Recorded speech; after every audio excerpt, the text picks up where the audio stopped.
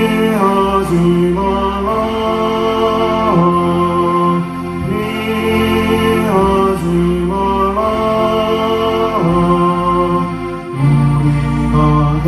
길로 비해도 마음속에 오시리. 심판날 나갈 때 주님은 너 맞을 준비해. 마음속에 주님을 영접하라. 주 영접하라. 사랑의 주 예수 진리 이 땅에 내려오사 문막에 서서 기다리니 참 놀라운 사랑이라. 피하지 말라. 피하지 말라. 우리가 곁길로 비해도 마음속에 오시리. 심판날 나갈 때 주님은 너 맞을 준비해. 마음속에 주님을 영접하라. 주 영접하라. 주님이 부르는 음성 널 받아주시나니. 회개한 내게 임하시오. 끝까지 널 도우시네. 피하지 말라.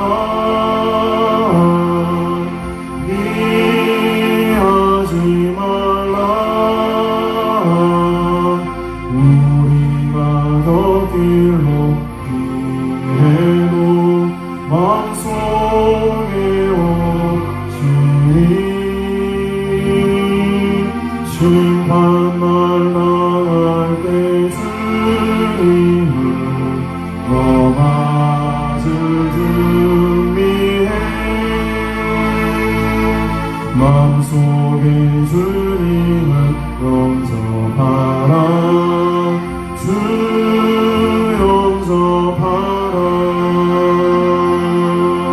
주님의 은혜를 받고 너 주를 영접하라.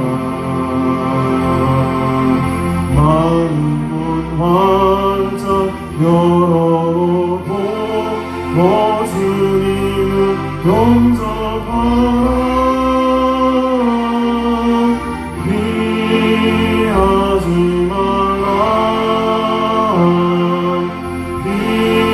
피하지 말라. 우리가 곁길로 비해도 마음속에 오시리. 심판날 나갈 때 주님은 너 맞을 준비해. 마음속에 주님을 영접하라. 주 영접하라. 피하지 마라. 피하지 말라. 피하지 말라. 우리가 곁길로 비해도 마음속에 오시리. 심판날 나갈 때 주님은 너 맞을 준비해. 마음속에 주님을 영접하라. 주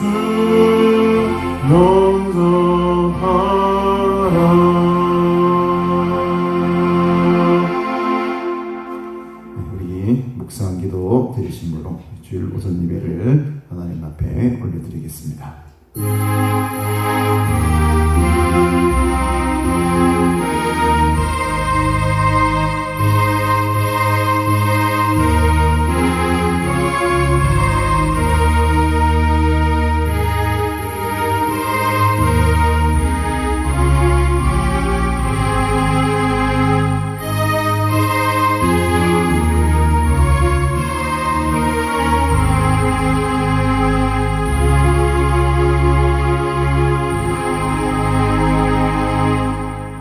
사도신경으로 신앙 고백합니다. 전능하사 천지를 만드신 하나님 아버지를 내가 믿사오며 그 외아들 우리 주 예수 그리스도를 믿사오니 이는 성령으로 잉태하사 동정녀 마리아에게 나시고 본디오 빌라도에게 고난을 받으사 십자가에 못 박혀 죽으시고 장사한 지 사흘 만에 죽은 자 가운데서 다시 살아나시며 하늘 오르사 전능하신 하나님 우편에 앉아 계시다가 저로서 산자와 죽은 자를 심판하러 오시리라. 성령을 믿사오며 거룩한 공예와 성도가 서로 교통하는 것과 죄를 사여주시는 것과 몸이 다시 사는 것과 영원히 사는 것을 믿사옵나이다. 아멘. 하나님 아버지 은혜를 참으로 감사드립니다.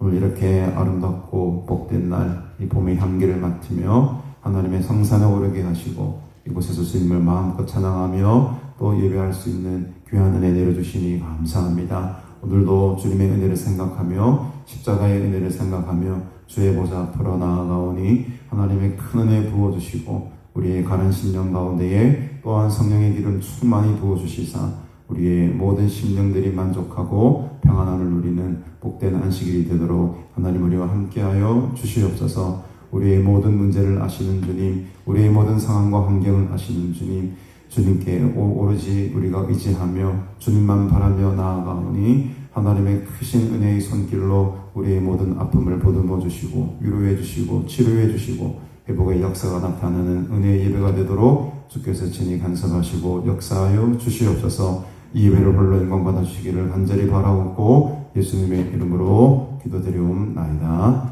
아멘. 찬송가 우리 9장 우리 1절 부르며 하나님께 영광 돌립니다.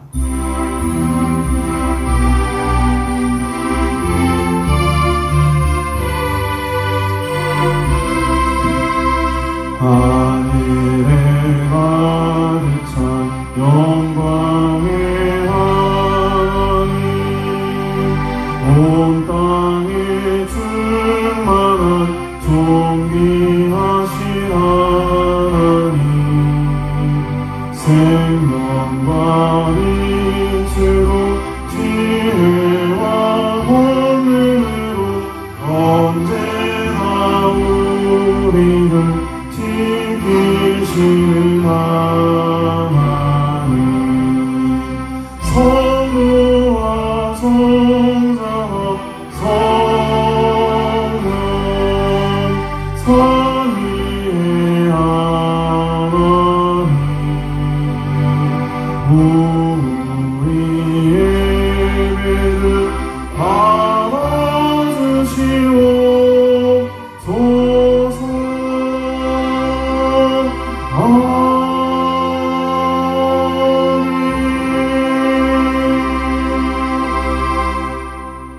교동문 54번입니다. 시편 126편 말씀 함께 교독합니다.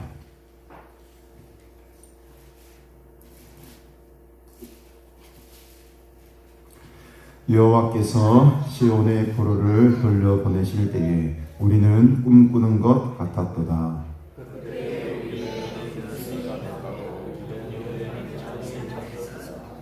그때에 문나라 가운데서 말하기를 여호와께서 그들을 위하여 큰 일을 행하셨다 하였도다.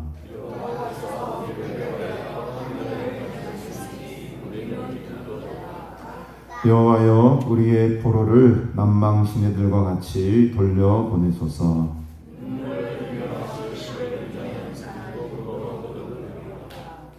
울며 씨를 뿌리러 나가는 자는 반드시 기쁨으로 그 곡식단을 가지고 돌아오리로다.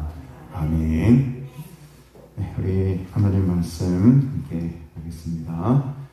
누가복음 20장 9절부터 18절까지 말씀 함께 봅니다. 누가복음 20장 9절부터 18절까지 말씀.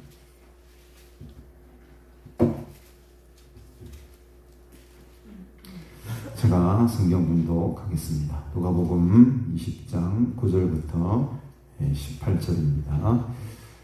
우리 말씀 봉독 후에 우리 김성아 성도님 대표해서 기도해 주시겠습니다.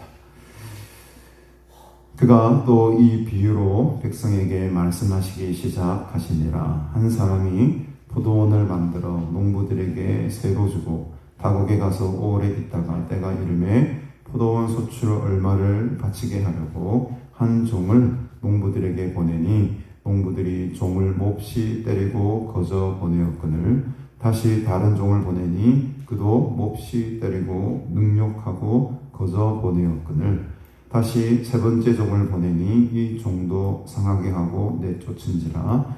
포도원 주인이 이르되 어찌할까? 내 사랑하는 아들을 보내리니 그들이 혹 그는 존대하리라 하였더니 농부들이 그를 보고 서로 의논하여 이르되 이는 상속자니 죽이고 그 유산을 우리의 것으로 만들자 하고 포도원 밖에 내쫓아 죽였느니라. 그런즉 포도원 주인이 이 사람들을 어떻게 하겠느냐? 와서 그 농부들을 진멸하고 포도원을 다른 사람들에게 주리라 하시니 사람들이 듣고 이르되 그렇게 되지 말아지이다 하거늘 그들을 보시며 이르시되 그러면 기록된 바 건축자들의 버린 돌이 모퉁이의 머릿돌이 되었느니라 함이 어찌미냐.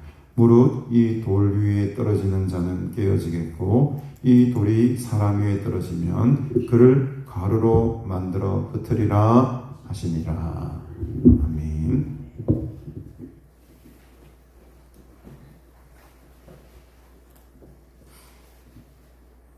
감사하신 하나님,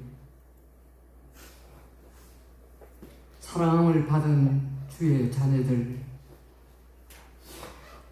오늘 또 주님의 날을 이렇게 기억하며 이 화창한 날씨, 이 깨끗한 공기를 마시며 이 산상으로 저를 불러주셔서 하늘 앞에 예배하며 찬양 드릴 수 있는 이 복된 시간을 허락해 주심을 감사를 드립니다. 세상 사람들은 알지 못하는 살아계신 하나님을 저들은 알게 하여 주시고 믿게 하여 주시며 사랑함을 받으며 살아갈 수 있는 복된 자들을 삼아 주시니 참 감사합니다.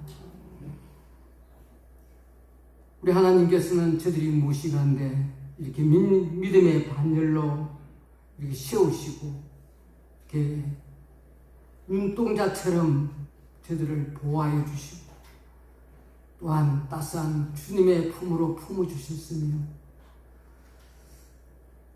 여러 가지 근심과 걱정, 환난과 눈물에 살아가는 이 세상 가운데서도 십자가 아래에서 또 힘을 허락하여 주시고 실족지 않게 하여 주시고 저들을 이끌어 주시며 동행하여 주시며 인도해 주시기에 지금까지 여기까지 왔습니다. 하나님, 정말 하나님 함께 주시지 아니하시면은 아직까지도 어린아이와 같이 실족할 수밖에 없는 연약한 것 우리 주께서 잘 아시오니 성령님 함께하여 주시고 또 동행하여 주시고 인도해 주셔서 우리 하나님 보시기에 잘 살아노라고 인정받을 수 있도록 저를 근거해 주시기를 바라옵고 원하옵나이다. 뒤돌아보면 모든 것이 하나님의 은혜였습니다. 하나님, 더욱더 하나님 없이는 살아갈 수 없노라고 고백하며 그 하나님 의지하며 하나님의 뜻이 무엇인지 분별하여서 성령님의 인도하심을 받아 우리 하나님의 깊으신 뜻을 향하여 나아갈 수 있도록 도와주시옵소서. 이 생명이 있는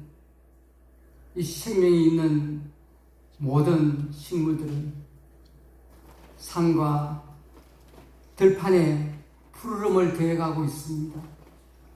생명이 살아있는 주님을 아는 저들, 더욱더 믿음으로 더 성장해 나갈 수 있도록 은혜를 다하여 주시옵소서. 아버지 하나님, 올해 가정의 달을 맞이하였습니다. 아버지 하나님, 더욱더 가정들이 건강할 수 있도록 함께하여 주옵소서. 가정들이 더욱더 행복하며 또 사랑하며 하나 될 수 있도록 함께하여 주시고, 특히 자녀들은 하나님 앞에서 그 부모님과 또 어른들을 존경하며 순종하며 잘 따를 수 있도록 함께하여 주시고, 또 부모님들은 또 먼저 믿은 저들 어른들은 자녀들을 귀하게 여기며 하나님 말씀으로 훈계로 잘 양육해 나갈 수 있도록 은혜를 다하여 주시기를 바라고 원합니다. 하나님께서 주신 선물을 귀하게 여기며 정말 하나님 나라와 이 나라를 위해서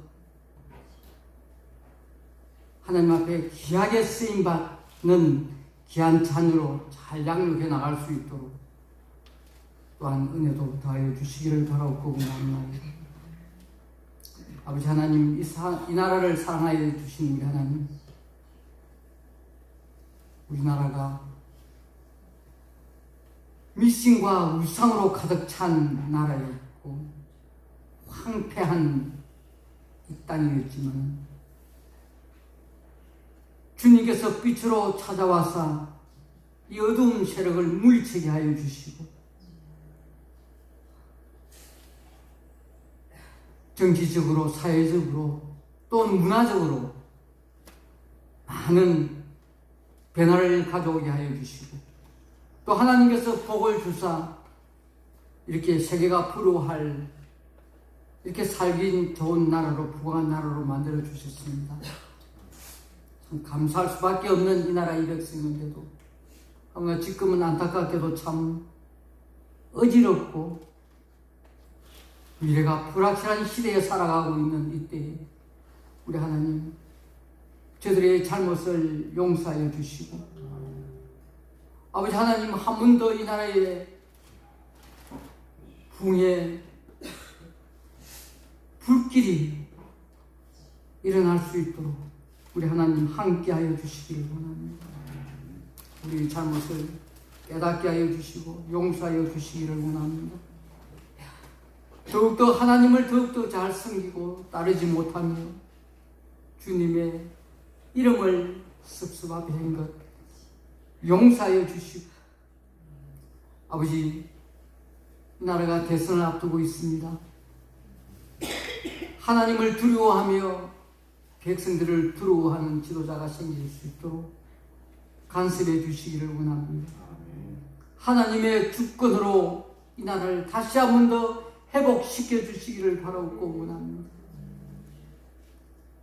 부족한 인간들에게 맡기지 마옵시고, 우리 하나님의 강권으로 하나님의 뜻이 하늘에서 이루어진 것 같이 그 뜻이 땅에서도 이루어지는 복이 이루어질 수 있도록 우리 하나님 함께하여 주시옵소서. 하나님께서 세우신 이 지상 일반적인 교회와 성도를 위해도 함께하여 주시옵소서. 초대 때는 우리 교인들이 10만, 20만, 30만, 100만 그 적은 가운데서도 이 나라에 큰 영향력을 미치며 살아온 우리 믿음의 선배들이 이루어난 그 믿음의 뜻을 이끌어서 천만 우리 교인들이 하나님 앞에서 바로 삶으로 이 세상이 새로워질 수 있도록 변화시켜 줄 수 있도록 저들을 통하여서 역사하여 주시기를 바라고 원합니다. 날마다 하나님 앞에 저들의 부끄러움을 또한 깨닫게 하여 주시고 회개케 하여 주시고 새로움을 입어주셔서 하나님 보시기에 정말 교회와 성도를 볼 때에 이 나라가 잘 살 수밖에 없는, 복을 내릴 수밖에 없는 그러한 모습들이 저들에게 나타날 수 있도록 함께하여 주시기를 원합니다. 아버지, 지금 목사님을 붙들어 주시기를 원합니다. 지금까지 붙들어 주셨습니다. 함께해 주셨습니다. 영육간의 강건함을 다해 주시고 이 시대에 하나님께서 기뻐하시고 귀하게 쓰시는 목사님으로 함께하여 주시기를 바라옵고 원합니다. 세상이 변한다 할지라도 잘못된 길을 간다 할지라도 하나님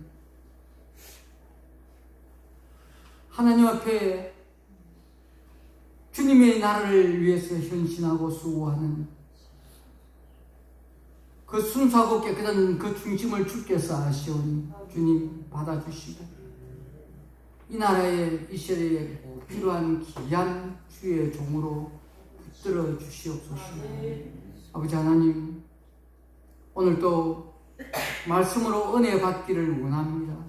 시우신 목사님을 통하여서 말씀이 증거될 때에 제 심령 속에 말씀이 자정하셔서 그 말씀이 역사하셔서 그 은혜의 말씀을 잊지 않고 평생도록 기억하며 살아가는 복된 은혜의 말씀이 되게 하여 주옵소서. 우리 하나님께서 기뻐하시고 이 모인 주의 자녀에게는 한없는 은혜의 시간이 되기를 소원하올 때에 감사하며 예수님 이름으로 기도합니다. 아멘.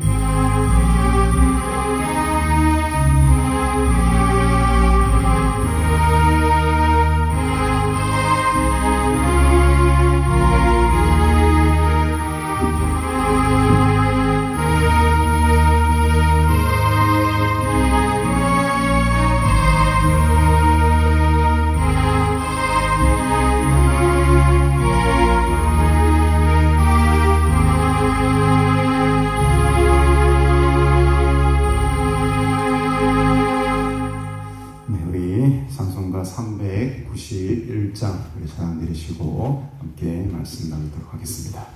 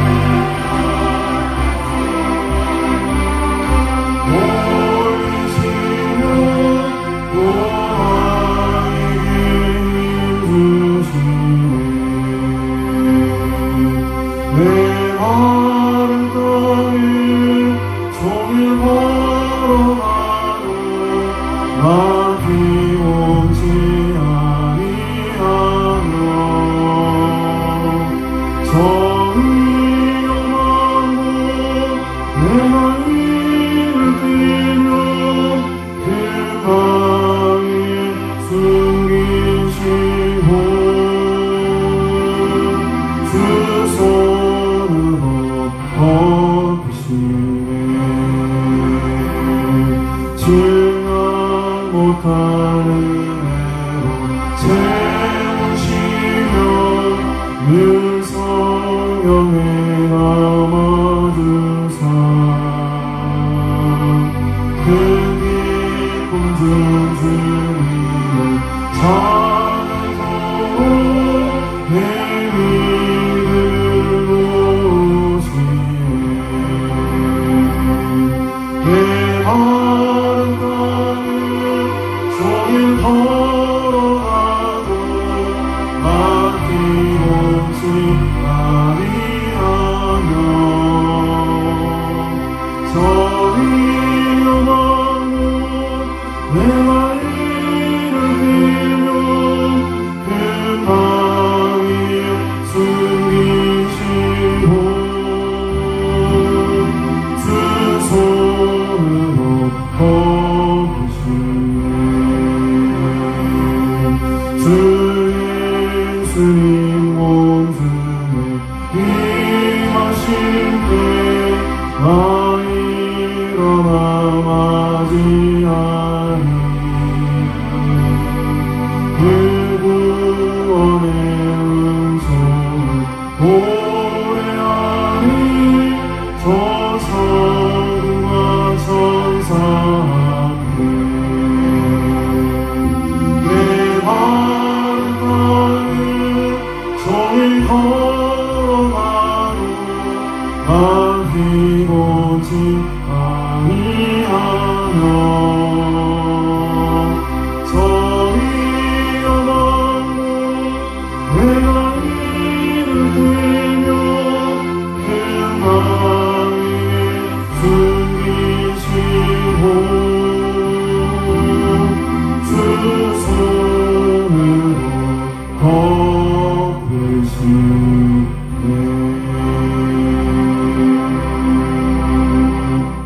아멘. 예수님께서는 예루살렘 성으로 들어가셔서 성전을 깨끗하게 정화를 하시고 이 집은 기도하는 집이다. 이 성전은 기도하는 집이다 라고 말씀을 하셨습니다. 그러면서 그 상인들을 다 쫓아내시고 너희는 강도의 소굴로 이곳을 만들었도다. 19장 46절에 보면 이런 말씀을 하시죠. 그래서 이 말씀을 듣고 있던 많은 유대인들은 자신을 강도로 취급하는 이 예수님의 말씀에 아주 반감을 가지기 시작합니다. 그렇겠죠. 지금까지 살아오면서 한 번도 이 강도라는 말을 들어본 적이 없는 사람들이 느닷없이 한 사람이 나타나서 자기들을 보고 강도의 소굴로 만들었다. 너희는 강도다 라고 하니 얼마나 혼란스러웠겠습니까? 그래서 이들이 대제사장들, 서기관들, 바리새인들, 심지어는 사두개인들, 이 사람들은 서로가 섞일 수가 없는 사람들이었습니다. 특별히 이 바리새인들과 사두개인들은 물과 기름과 같은 존재였죠. 바리새인들은 우리가 알다시피 율법 학자들 아닙니까? 아주 그 당시 로마에 대해서 아주 반감을 가지고 있던 자들이 바리새인들이었어요. 근데 반대로 사두개인들은 부활이 없다라고 주장하면서 아주 친로마적인 입장을 취하게 됩니다.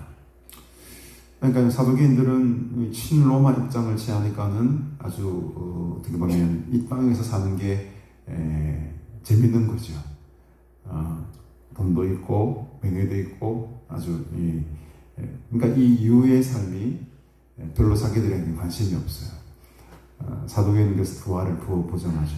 부활이 없다라고 하는 사람들이 사두개인이었습니다. 이 사두개인과 바리새인들은 서로 하나가 될 수 없는 아주 물과 기름과 같은 존재였지만 이 예수님을 죽이려고 하는 이 작당 모의는 한 마음이 되었습니다. 참 특이한 현상이 나타났죠.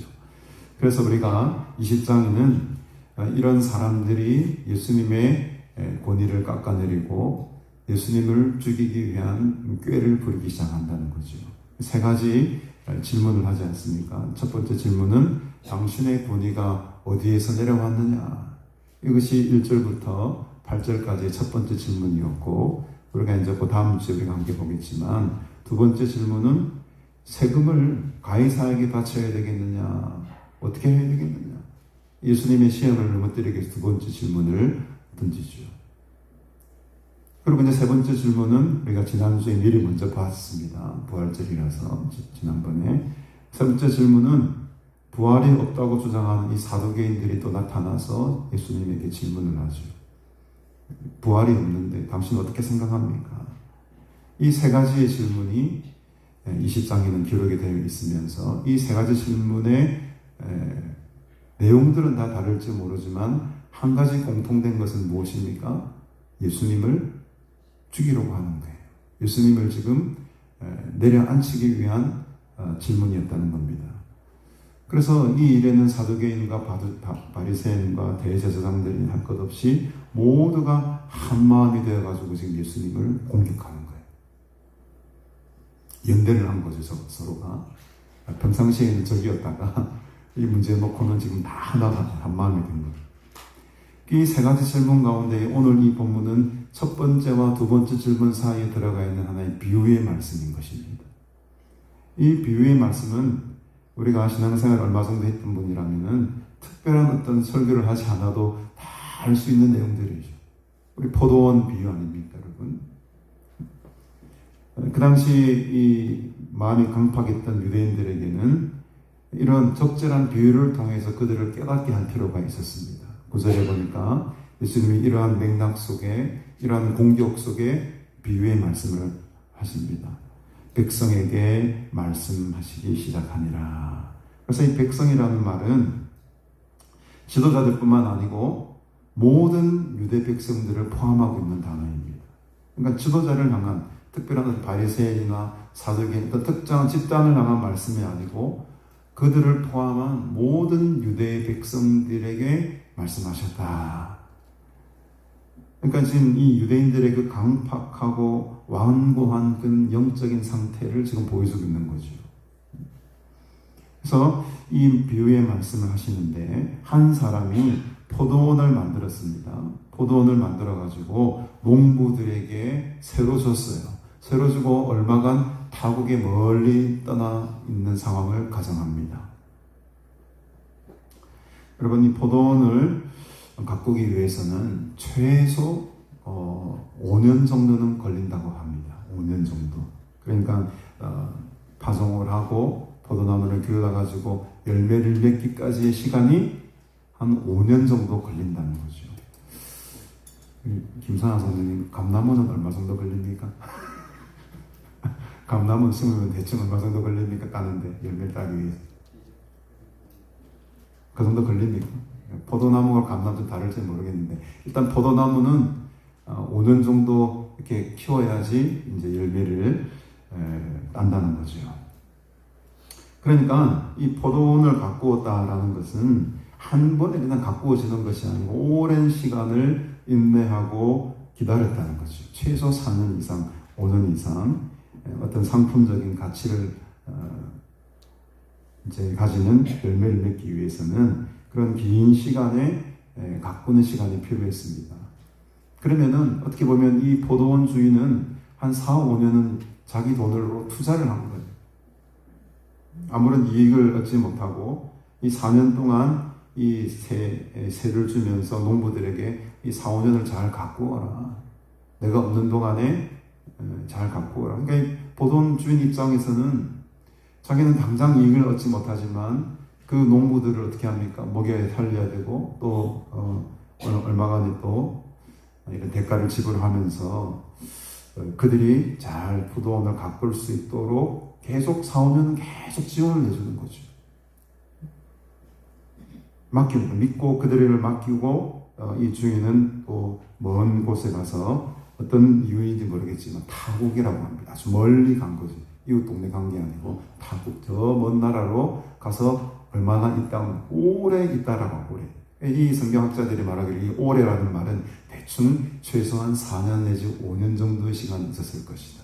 왜? 포도원을 기르는데 열매를 수확하는데 한 4, 5년이 걸리니까요. 아주 오랫동안 이 4, 5년의 시간을 이들에게 맡기고 먼 곳으로 가 있습니다. 우리 누가에는 이런 말이 기록되어 있지 않지만 동일한 기사가 기록되어 있는 마태복음이나 마가복음에 보면 이 주인이 산울로 두르고 집도 짜는 구유를 파고 망대도 지었다 이런 표현을 합니다. 그러니까 포도원을 그냥 내 던져놓고 너 알아서 해라 이게 아니고 완벽한 어떤 포도원을 잘 기를 수 있도록 포도나무를 잘 기를 수 있도록 이렇게 울타리도 쳐주고 심지어는 집 짜는 구유자리까지도 이렇게 만들어주고 또 이렇게 망대도 짓고 해서 이제 쉽게 말해 원두막 같은 거죠.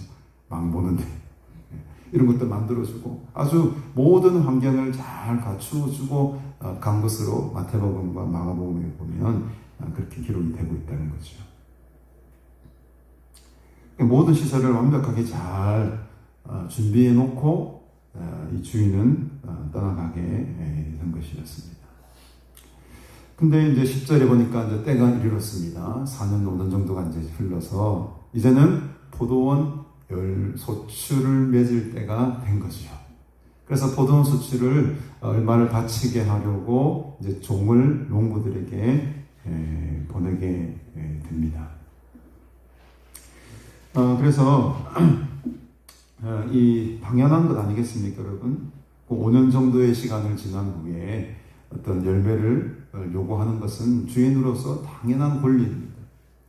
그래서 한 종을 이 농부들에게 보내어서 농부들이 그 얼마간의 소출에 대해서 이제 주인에게 바칠 수 있도록 조치를 취하죠. 근데 어처구니 없는 일이 일어납니다. 농부들이 어떻게 하죠? 이 종을 거저 보내었다. 거저란 말은 이 원래 의미는 빈손으로 보냈다 이 말입니다. 빈손으로 보내었는데 그냥 보낸 게 아니고 몹시 때리고 보내었다라고 합니다. 이제 여러분 때린다라는 말이 계속해서 나옵니다. 때린다. 그래서 종이 이렇게 맞고 온 모습을 보고 주인이 엄청 놀랐겠지요. 그래서 두 번째 다시 11절에 보니까 바른 종을 또 보내게 됩니다. 근데 이 두 번째 종도 어떻게 되죠? 이 종도 몹시 맞게 되죠. 몹시 때리고 심지어는 능욕하고 이번엔 더합니다. 능욕한다는 말이 더 추가가 되죠. 능욕하고 또 빈손으로 돌려보내게 됩니다. 참 어처구니가 없었을 것 같아요. 주인 입장에서는. 이것들이. 그래서 또 이제 포기할 수 없죠. 세 번째 종을 12절에 보니까 또 보내게 됩니다. 그러나 이 역시도 마찬가지로 이 종도 상하게 하고 내쫓아버립니다. 마태복음에는 조금 다르게 기록합니다. 제일 처음에 3명의 종들을 한꺼번에 이렇게 보냈다. 그리고 두 번째는 그 처음 보냈던 종들보다 더 많은 종들을 보냈다. 그리고 세 번째 마지막으로 아들을 보냈다. 이렇게 기록을 하거든요. 기사마다 조금씩 내용이 다릅니다. 마태복음 처음에 3명을 한꺼번에 보내고 그 다음에 그보다 더 많은 종들을 두 번째로 보내고 그 다음 마지막 세 번째로 아들을 보냈다. 이렇게 기록을 하고 있어요. 마가복음도 조금 다르게 기록합니다. 마가복음은 3번에 걸쳐서 3명의 종을 보낸 것으로 기록을 해요. 첫 번째도 3명, 두 번째도 3명, 세 번째도 3명, 네 번째 아들. 그러니까 마태, 마가, 누가가 이 기록이 조금 다르죠. 누가는 한 사람씩 보내잖아요. 한 종을 보내고, 두 번째 종을 보내고, 단수로 세 번째 종을 보내고.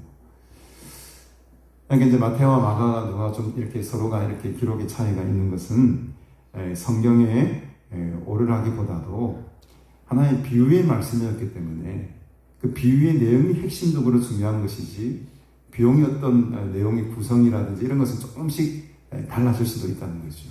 우리도 뭐 산토끼 옛날 토끼와 거북이 이야기 구전으로 많이 내려오지만 이 사람 말하는 토끼와 거북이 이야기 다르고 저 사람 말하는 토끼와 거북이 이야기 다 다르잖아요, 조금씩은. 그러나 그 내용의 본질은 의미하는 바는 똑같은 거죠. 그러니까 마태와 마가와 누가가 조금씩 다르게 기록을 했다 하더라도 그것이 잘못된 기록이 아니고 서로마다 들은 그 내용을 조금씩 구전으로 하다가 이렇게 차이가 나는 점이 좀 있다, 그렇게 이해하시면 됩니다. 근데 한 가지 공통점은 3이라는 숫자가 계속 나온다는 거죠. 3이라는 숫자가. 그래서 왜 그럴까 하고 봤더니 당시에 법이 어떤 법이 있었냐면 주인이 자신의 소유를 가지고 있는 땅이 있는데요. 이 3년 내에 뭔가를 어떤 소작료를 요구하거나 혹은 어떤 열매를 요구하거나 이런 행위가 없으면 자연스럽게 그 땅은 누구의 땅이 되느냐? 직접 그 땅을 일구어 일하는 농부들의 것이 될 수 있는 법이 있었다고 합니다. 그러니까 이 주인이 어떤 급작스러운 사고나 혹은 전쟁이나 갑자기 죽을 수가 있지 않습니까? 그러면 주인이 몇 년 동안 요구를 안 하는 거예요. 안 하는 게 아니고 이제 못 하는 거죠. 이 땅이 사람이 아니니까. 그런 경우에 이 땅의 소유권으로 누구의 것으로 넘어가느냐? 그 땅을 3년 이상 오랫동안 경작했던 그 사람들에게 자연스럽게 그 소유권이 넘어간다는 거죠. 이 3년이라는. 그래서 이 3번 보냈다는 것이 많은 학자들은 5년이 지난 후에 1년에 한 번씩 보낸 것처럼 계속 이제 요구를 한 거죠. 근데 이 농부들 입장에서는 3번만 버티면 돼요. 3년만 버티면은 이 땅이 누구의 것이 됩니까? 자기들의 것이 될 수 있는 거예요. 그 법이 그렇게 되어 있었다는 거죠.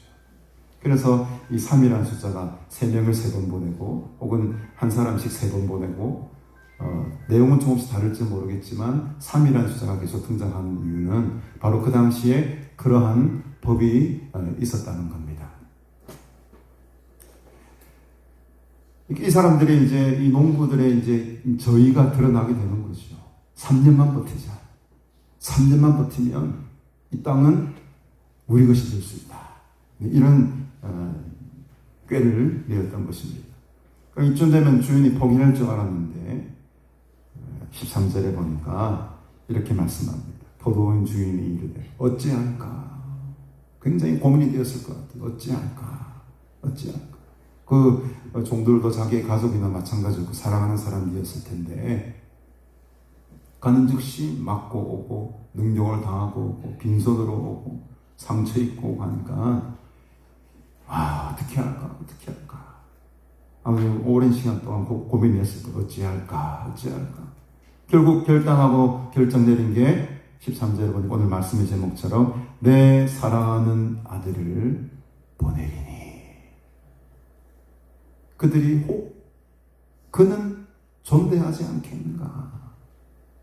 설마 내 친아들을 보내는데 그들이 이 종들처럼 내 아들을 대하겠는가? 라는 마음으로 그 사랑하는 아들을 보내게 됩니다.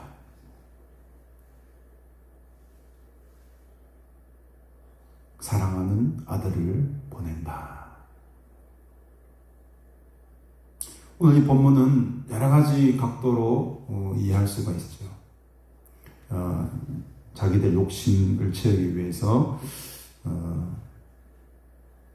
주인을 배신하고 배반하는 그런 농부들의 입장에서 이 본문을 바라볼 수도 있고요. 또 사랑하는 아들을 내어주신 이 포도원 주인이 누구겠습니까? 하나님이시잖아요. 그 하나님 아버지의 마음으로 이 본문을 볼 수도 있고 하여튼 여러 가지 각도로 이 본문을 볼 수가 있지만 저는 특별히 이 13절의 말씀이 참 제 마음속에 와닿았습니다. 내 사랑하는 아들을 보낸다. 이 정도 재력이 있고 권세가 있는 사람이라면 사람들을 사서 용병을 사가지고 군대를 보낼 수도 있고 아주 막강한 힘을 다해가지고 그냥 쳐들어갈 수도 있거든요.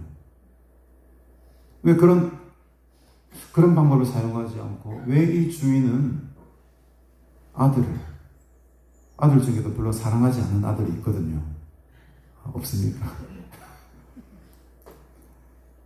사랑하는 아들을 보낸 거예요. 그냥 아들을 보낸 게 아니고 사랑하는 아들을 보냈다. 그리고 뒤에는 나오겠지만 이 농부들은 이 상속자를 죽이면은 이 모든 것이 우리 것이 된다라고 생각했던 것은 이 주인에게는 이 아들 말고는 다른 아들이 없었다라는 것을 우리가 알 수 있는 대목입니다. 다른 아들이 있으면 그 아들이 상속받지 않습니까? 근데 이 아들만 죽이면은 우리가 이 땅과 모든 포도원이 내 것이 된다라고 생각했던 이유는 이 주인에게는 유일한 아들이 하나밖에 없어요. 그러니까 아들 하나밖에 없는데 사랑하지 않을 수가 있겠습니까? 아들이 만 7, 8명 되면은 어떤 아들은 참 더 사랑하고 어떤 아들은 꼴 보기도 싫고 이런 애들이 나오겠지만 아들이 하나밖에 없어요. 아들이 하나밖에 없는데 미워하는 아들이 어디 있습니까? 독생자인데 외아들인데. 저는 아무리 생각해도 이 포도원 주인의 마음이 이해가 가지 않는 거예요. 힘을 써가지고 군대를 동원하든지 용병을 사든지 아니면 종들이 많았을 테니까 종들을 막 20명, 30명씩 오히려 종을 보내든지 그렇게 하면 될 텐데 왜 이 하나밖에 없는 아들을 보내야만 했겠는가? 그 아버지의 마음은 어떠했을까? 이해가 되지 않는 거죠. 도대체 이 아버지, 이 포도원 이 주인의 마음이 여러분들이 만약에 포도원 주인이라면 어떻게 하겠습니까? 여러 다른 아들이 몇 명 있다라고 하면 그들 아들 중에 하나 보낼 수도 있겠죠. 아들이 하나밖에 없습니다, 여러분. 내어줄 수 있겠습니까? 보낼 수가 있겠습니까? 저는 못 보낼 것 같아요. 저는 못 보낼 것 같습니다.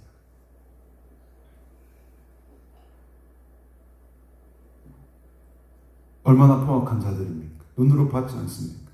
자기의 종들이 맞아오는 것이 눈에 보이지 않습니다. 그런 악한 농부들에게 자기 아들을 내어준다? 그것도 사랑하는 아들을 인간의 생각과 인간의 상식으로는 행할 수 없는 일을 이 포도원 주인은 하고 있습니다. 결국 14절에 보니 농부들이 그를 보고 서로 의논하여 이르되 이 의논한다라는 말은 아주 안 좋은 쪽으로 이 뉘앙스를 가지고 있어요. 꾀를 낸다, 모략하다, 모의하다. 그래서 한동안 이들이 서로 의논합니다. 야, 이는 상속자 아니냐? 유일한 상속자 아니냐?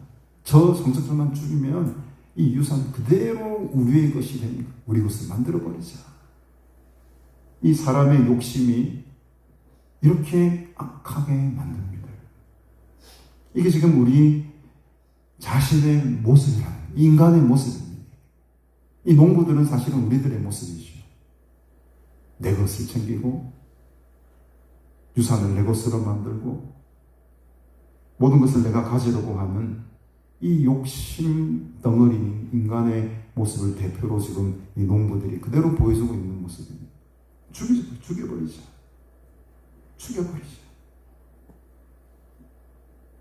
우리가 3년 동안 참았지 않았느냐? 3년만 조금만 더 참으면은 이 외아들만 제거해버리면 이거 우리 것이 된다. 이 법을 아주 편법으로 법을 악용하는 거예요. 이 지금 우리나라의 정치 지도자 보십시오. 법을 얼마나 편법으로 악용하면서 자기들이 유리한 쪽으로, 심지어는 지금 막 법을 만드는 거 보면 어이가 없어요. 자기들이 국회의 권력이 지금 이 세상 최고의 권력입니다. 이 농부들이 자기들이 유리한 쪽으로 법을 지금 딱 바꾸면서 자기 것을 다 챙기려고 하는 모습하고 똑같아요. 이게 인간의 근원적인 모습입니다. 그들을 비판할 필요도 없고 우리 자신들의 모습이 우리 자신들의 모습, 내 자신의 모습입니다.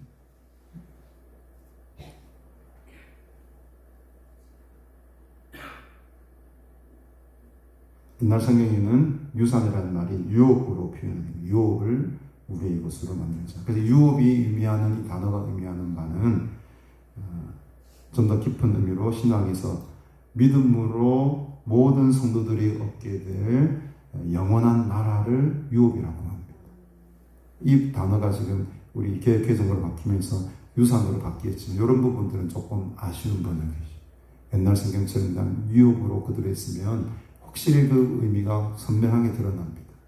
이 유산이라는 것은, 이 유업이라는 것은 지금 이 포도원의 땅을 의미하는 바도 있지만 영적으로 보면 이것은 우리가 영원토록 얻게 될 하나님의 나라입니다.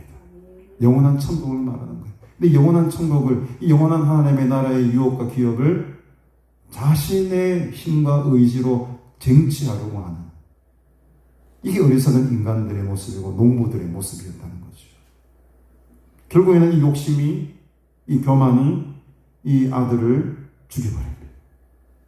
내쫓아 죽여버리는 거예요. 15절에. 그냥 집으로 돌려보내는 정도가 아니고 내쫓아서 죽였다. 내쫓았다라는 말은 성 밖으로 끌어내어서 죽였다. 여기서 여러분 계속 보십시오. 때렸다, 능욕했다, 상하게 하였다, 죽였다.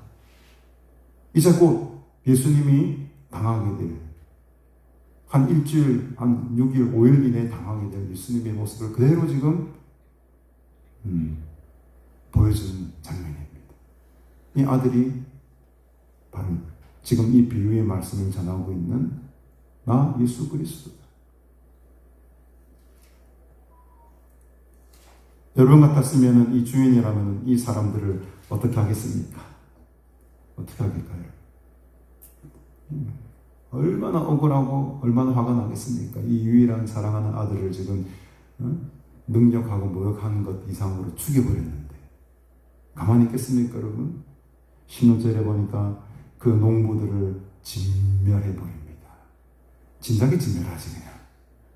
군대를 확 보면 동원해가지고 와서 그 농부들을 진멸하고 포도원을 누구에게? 다른 사람들에게 주리라. 그러니까 포도원을 이 주인이 차지하는 게 아니에요, 여러분. 본문을 잘 보시면은 이 땅을, 이 포도원을 누구에게 준다? 다른 사람들에게 줄 것이라는 겁니다. 오늘 예수 그리스도를 믿는 저와 여러분들이 이 다른 사람들에게 속한 사람들이라니까요. 우리가 포도원에 이제는 진정한 하나님께서 주신 그 영원한 유업과 기업을 누리게 될 사람으로 바뀌어질 여러분 믿으시기를 바랍니다. 우리에게 그 포도원을 주셨다는 거예요. 다른 사람들에게 이 포도원을 줄 것이다. 이 비유의 말씀을 듣고 있는 이 유대인들, 백성들이 깜짝 놀랍니다. 그리고 대답을 하죠. 사람들이 듣고 이르되 그렇게 되지 말하시이다. 굉장히 우리 이런 말 씁니까? 잘? 말하시이다 말 들어보셨습니까?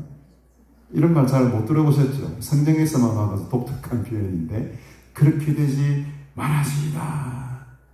이거는 강력한 어떤 간청이나 호소를 말하는 거예요. 안 됩니다. 그렇게 돼서는 결코 안 됩니다.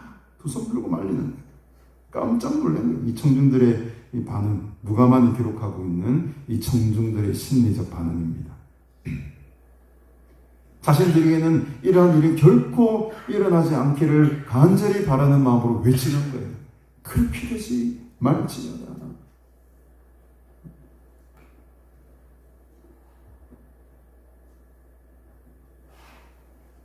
찔린 거죠.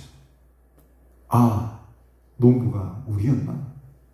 우리가 그런 심판과 진멸을 당할 사람들인가? 라고 하면서 뜨끔했던 거예요. 그렇게 되지 말지어다. 그렇게 되지 말지어다. 그러면서 아주 중요한 메시지를 이 비유의 결론으로 내리십니다. 그들을 보시니 이르시되 건축자들의 버린 돌이 모퉁이의 머릿돌이 되었느니라. 이 말씀은 시편 118편에 나오는 말씀이죠. 시편의 말씀을 인용을 하시면서 예수님이 건축자들의 버린 돌이 모퉁이의 머릿돌이 되었다. 이 건축자는 집을 세울 때 여러 가지 재료들과 설계를 하는 사람 아닙니까, 여러분? 근데 건축자가 보기에 저 돌이 쓸모가 없어. 그래서 내다 버렸단 말입니다. 근데 그 내다 버린 돌이 오히려 그 집의 머릿돌이 되었다. 기초가 되었다. 너희들이 그 농부들이 죽였던 그 아들, 내쫓아 죽여버렸던 그가 오히려 이 영원한 기업을 받을 수 있는 기초가 되었다. 이 유대인들은 이 시편 말씀을 외우고 다니는 사람들입니다. 이 말씀을 탁 던졌을 때에 이분이 그 권위가, 지금 첫 번째 질문 권위에 대해서 계속 묻지 않았습니까? 네가 어떤 권위로 그런 일을 하느냐 했을 때 그 권위가 바로 이 하나님의 아들 예수 그리스도 메시아가 그 권위를 가지신 분이구나 라는 것을 번쩍 깨달았을 거예요. 많은 백성들이 이 순간에 뭔가 번뜩거리면서 저 예수라는 분이 모퉁이의 머릿돌 그런 것인가? 메시아인가? 번뜩거리는 게 번뜩거려. 그래서 19절 다음 시간에 보게 되겠지만 19절 먼저 보십시다. 이 서기관들이 대제사장들이 예수의 이 비유는 자기들을 가르쳐 말씀하신 줄을 어떻게 했다? 알았다는 거예요. 알았다는 거예요. 모르는 게 아니었습니다. 자기들을 가르쳐 말씀하신 것인 줄 알았어요. 열받은 거죠. 잡으려고 하는데 누구를 두려워합니까? 그 이야기를 듣고 있었던 백성을 두려워합니다. 많은 백성들이 이 비유의 말씀과 시편 말씀을 통해서 이제 어떻게 되는 겁니까? 이 예수라는 분이 머릿돌이구나. 머릿돌이구나. 이미 대세가 기울어진 거예요. 그러니까 이 서기관 대제사장들이 이 사람들, 이 예수라는 사람을 죽이려고 했지만은 백성들이 두려워가지고 지금 죽이지 못하는 거예요. 그만큼 이 시편의 말씀이 그들의 심령을 막 찌르는 말씀이 되었습니다. 18절에 무릇 이 돌 위에 떨어지는 자는 깨어질 것이다. 이 돌이 사람 위에 떨어지면 그를 무엇으로 만들어 버리신다? 가루로 만들어 흩으시다. 예수님이 말 표현이 굉장히 과격한 거예요. 엄청난 우리 글을 읽어서 이렇게 잘 모르겠지만 그 당시에 돌마다 죽으라 이 말이거든요. 돌 위에 떨어지는 자는 당연히 박살나겠죠. 가루가 되겠죠. 그것처럼 하나님의 심판과 진멸이 무섭다. 이 말씀을 듣고 백성들이 이제 깨닫게 되는 거죠.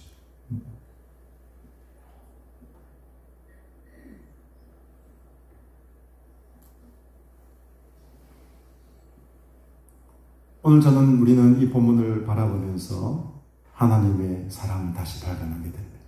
이해할 수 없는 하나님의 사랑. 왜 아들을 보내야만 했는가? 충분히 다른 방법이 얼마든지 있었음에도 불구하고 왜 아들을 보내셔야만 했는가? 그리고 왜 농부들은 그 아들을 죽여야만 했는가?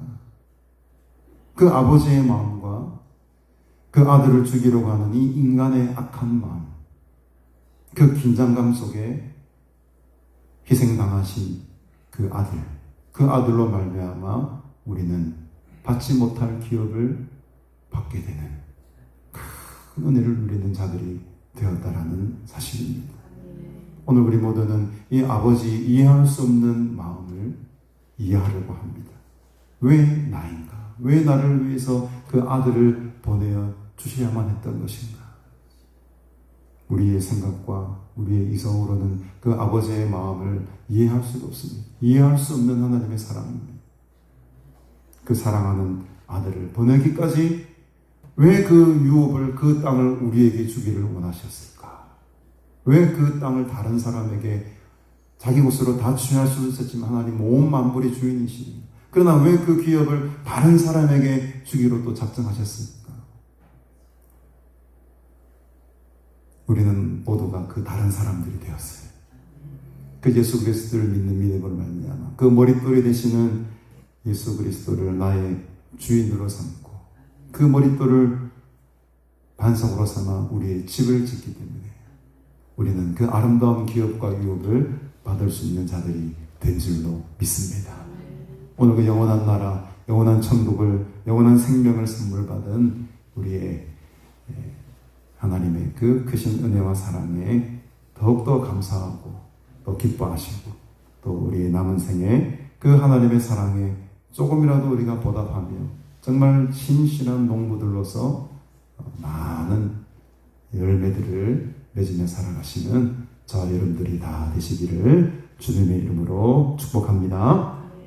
이 시간에 우리 찬양 찬송가 294장입니다. 294장 우리 찬양 드리시면서 또 우리에게 베풀어 주신 하나님의 큰 사랑을 기억하시며 또 감사 인물을 하나님 앞에 올려드리겠습니다.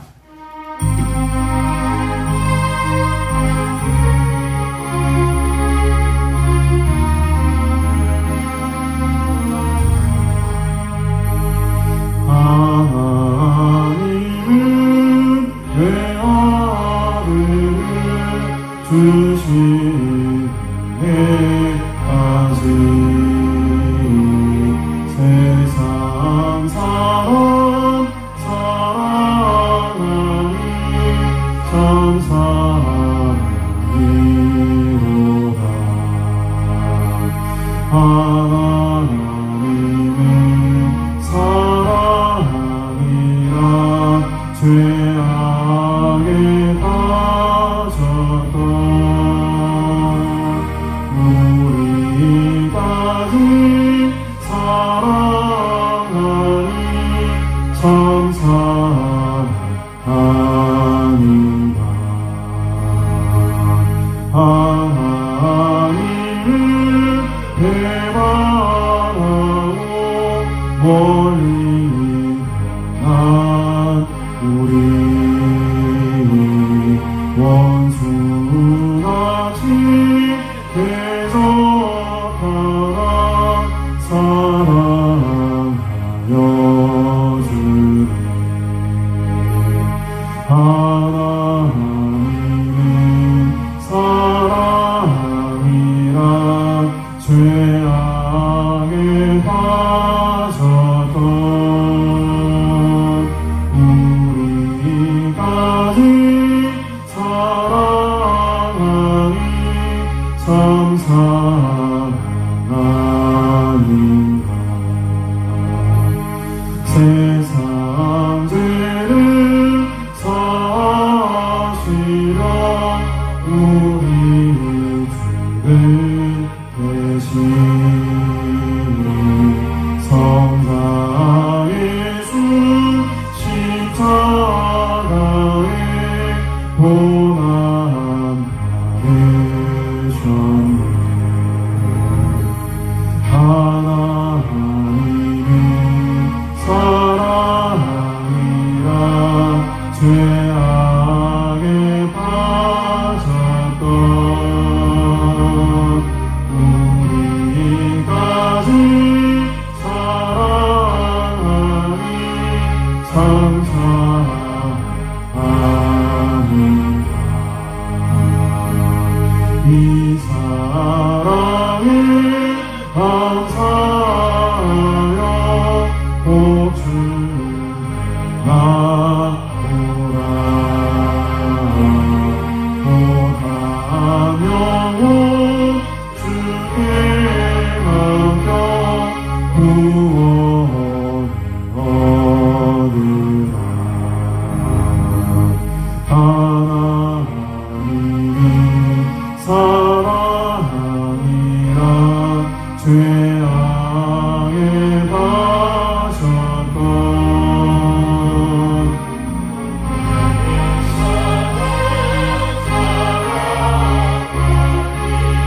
참 사랑 아닌가.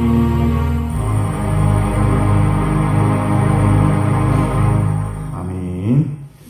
네, 광고 말씀 드리겠습니다. 예배 마치신 후에 또 식당으로 오시면 맛있는 식사가 준비되어 있습니다. 오늘 오후 예배는 제가 인도합니다. 우리 다음 주는 어린이 주일과 어린이 주일도 같이 함께 지키도록 하겠습니다. 또 내일부터 우리 조원만 목사님 또 한 주간의 성회에 인도하십니다. 큰 은혜의 시간 되시기를 바랍니다. 네, 우리 드린 임을 위해서 함께 기도하겠습니다. 우리 윤영신 권사님 가족 구원원금 범사에 감사임을 드리셨습니다. 박명숙 집사님 이명숙 성도님, 또 우리 김성지, 하지영 성도님, 또 오래간만에 오셔서 감사합니다. 신종일 집사님 11주임을 드립니다. 최선용, 홍애리 장로님, 권사님, 육무제일교회 오셨습니다. 감사합니다. 이지연 집사님 11주임을, 개춘경 집사님 11주임을, 계정 권사님 11조금, 또 1,000번째임을 또 자녀들의 이름으로 드리셨습니다. 계정 권사님 주의원금 드리셨습니다. 박신희 장로님, 김성아 장로님, 박점숙 목사님, 이순애 권사님 1,000번째임을, 김상수 서수기 집사님, 강정혜 성도님, 김귀남 성도님, 김사나 권사님, 표정수 우리 집사님 계셨습니다. 주한조 장로님 11주임을 드리십니다. 이미용 전도사님 임을 드리셨습니다. 그 외에도 무명으로 드리셨습니다. 이지은 집사님 감사임을 서정환 목사 드립니다. 기도하겠습니다. 하나님 아버지, 은혜를 참으로 감사합니다.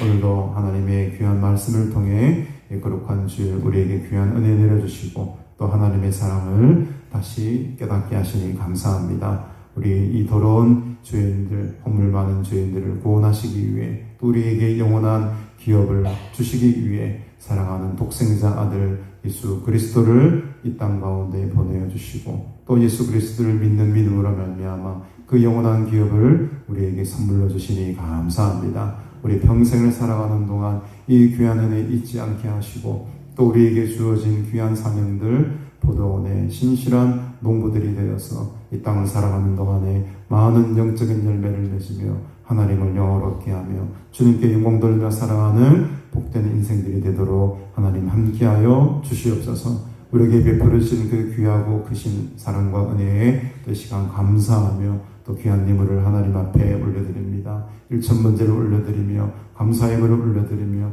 또 기도의 제목으로 11조로 하나님 앞에 올려드립니다. 하나님께서 기뻐 받으시는 복된 예물이 되게 하시고, 이 예물을 통하여서 우리 가나안 수양관이 더욱더 든든히 세워져서 하나님 정말 머릿돌 대신 예수 그리스도를 주인 삼아 이 거룩한 곳이 날로 날로 부흥되고, 기도와 또 기도의 불이 더욱더 뜨거워짐으로써 이 영적인 재단을 통하여서 이 땅이 변화되어지고 이 나라가 살아나는 놀라운 역사 나타나는 주의 거룩한 재단 될 수 있도록 축복하여 주시옵소서. 이번 한 주간 또 상황 가운데 속에서도 늘 동행하여 주시고, 하나님과 함께할 때에 우리의 발걸음을 통해 주님의 발자취 남겨지게 하시고, 그리스도의 아름다운 복음이 이 세상 가운데 전파될 수 있도록 주님의 거룩한 도구로 사용될 수 있도록 성령 하나님 우리와 늘 날마다 함께하여 주옵소서. 감사드리오며 예수님의 이름으로 축복하며 기도드리옵나이다. 아멘.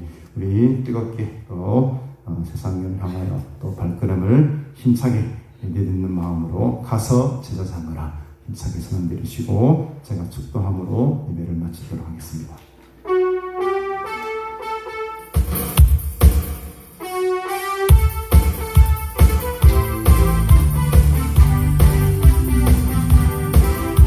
갈릴리 마을의 숲속에서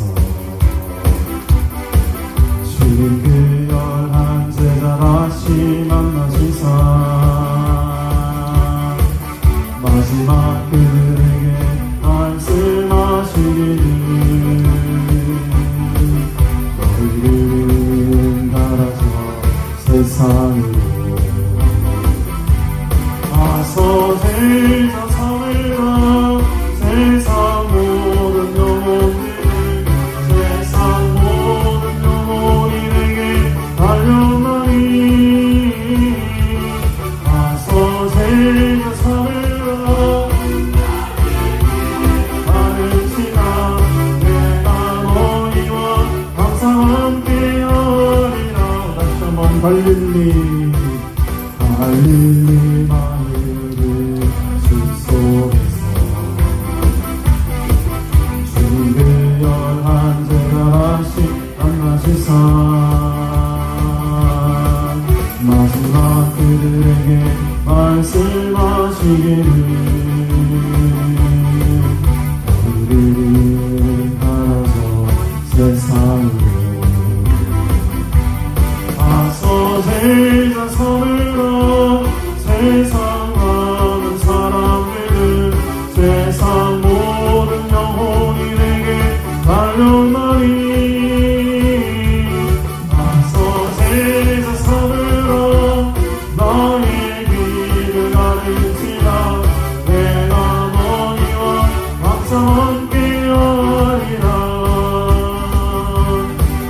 가서 제자 삼으라. 세상 많은 사람들은 세상 모든 영혼이 내게 달려가니. 가서 제자 삼으라.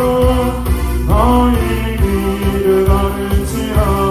내가 너희와 항상 함께하리라. 아멘.